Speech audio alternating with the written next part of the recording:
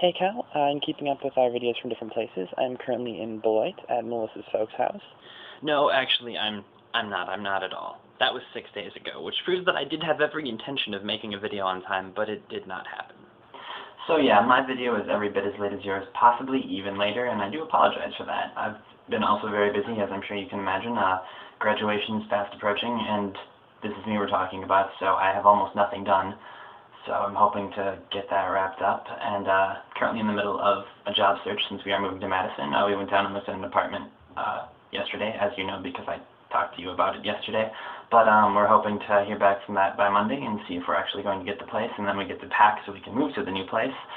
So, yeah, kind of busy. So that video from Beloit was actually longer before, except the light was behind me when I shot it, and it turned out really badly. So I intended to come home and re-record it, but obviously that never happened.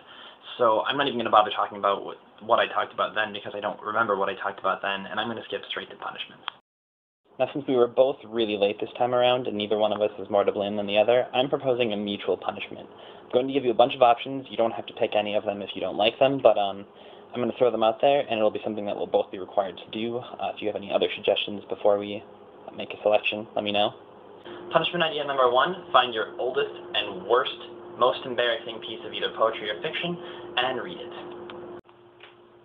Punishment idea number 2, I know that we already agreed that we weren't going to do food-based punishments, but I'm pretty sure you were only thinking about things that weren't normally edible for that.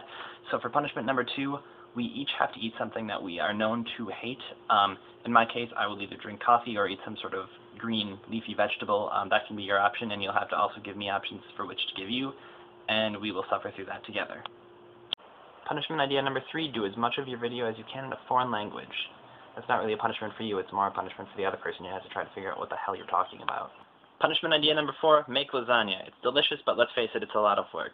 This punishment also has the added bonus of making our significant others really happy because we just made lasagna.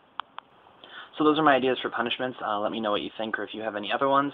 You may have noticed that in this video I've been jumping around from place to place to place a lot, and that is a required part of this punishment. Regardless of whether or not we do mutual punishments, you are required to do this one because we both blew it, and let's face it, we kind of deserve 2 punishments. So that's all for me. Hopefully we can get back on a more regular schedule, and I will see you soon.